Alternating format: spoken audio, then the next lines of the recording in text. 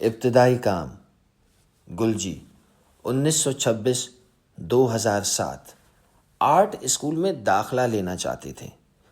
بدقسمتی سے ان کے والد جو برطانوی حکومت کے تحت ایک سول انجینئر تھے، نو آبادیاتی انتظامیہ کی نظر سے گر گئے اور ملازمت سے برطرف کر دیے گئے۔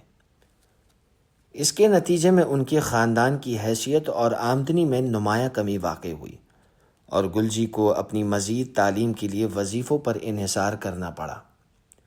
اس وقت فنون کی تعلیم کے لیے وسائل بہت کم تھے، اس لیے انہوں نے انجینئرنگ میں ڈگریاں حاصل کرنے کے لیے وظائف حاصل کیے۔ انہوں نے 1945 میں علی گڑھ مسلم یونیورسٹی ہندوستان سے بیچلر کی ڈگری مکمل کی۔ اس کے بعد انہوں نے 1947 میں کولمبیا یونیورسٹی سے ہائیڈرولکس میں ماسٹرز اور 1948 میں ہارورڈ یونیورسٹی سے مٹی کے میکینکس میں ماسٹرز کی ڈگری حاصل کی۔ امریکہ میں گریجویٹ تعلیم کے دوران گلجی نے اپنی مددآب کے تحت فنون کی تعلیم حاصل کی۔ انہوں نے نیویارک کے میٹروپولیٹن عجائب گھر اور بوسٹن کے میوزیم آف فائن آرٹس میں بے شمار گھنٹے گزارے۔ ان کے دو پسندیدہ مصور ویلازگیز اور ریمبرنڈٹ تھے۔ ان کے ابتدائی کام میں خاکے، روغنی رنگوں سے بنائے گئے پورٹریٹ اور انسانی اشکال پر مبنی تصویریں شامل تھیں۔ شہزادہ کریم آغا خان چہرم کی پہلی اہلیہ بیگم سلیمہ آغا خان کی ایک پینٹنگ ابھی مکمل نہ تھی۔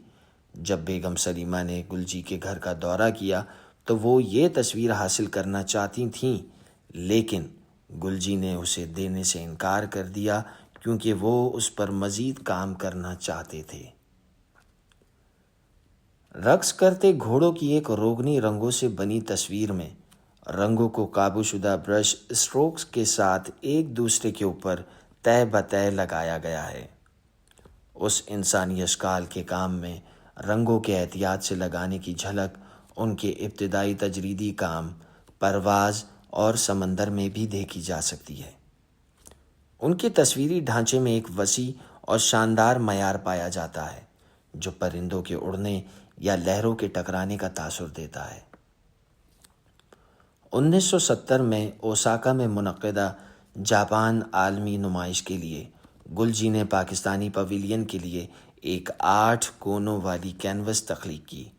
انہوں نے برش کے بجائے رنگ لگانے کے لیے چاقو کا استعمال کیا اور تقریباً نقطہ دار انداز میں رنگوں کا ایک شاندار منظرنامہ پیش کیا۔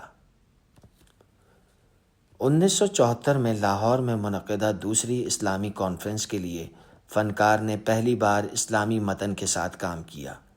ان کی تصویر میں سورہ آل عمران کی ایک آیت نقص خط میں دکھائی گئی ہے، اور اللہ کی رسی کو سب مل کر مضبوطی سے تھام لو، تفرقے مت ڈالو۔ 1970 کی دہائی کے ابتدائی سال مسلم دنیا کے لیے امید افزا تھے۔ وزیر اعظم ذوالفقار علی بھٹو نے اسلامی سوشلزم کو فروغ دیا۔ کانفرنس کے دوران پاکستان ٹیلی ویژن نے اسلامی ممالک کے گلوکاروں اور رقاصوں کی کارکردگی کی سیاہ و سفید تصاویر نشر کی۔ ایرانی پاپ گلوکارہ گوگوش، جو اس وقت بے حد مقبول تھیں، فارسی زبان میں گاتے ہوئے رقص کر رہی تھیں۔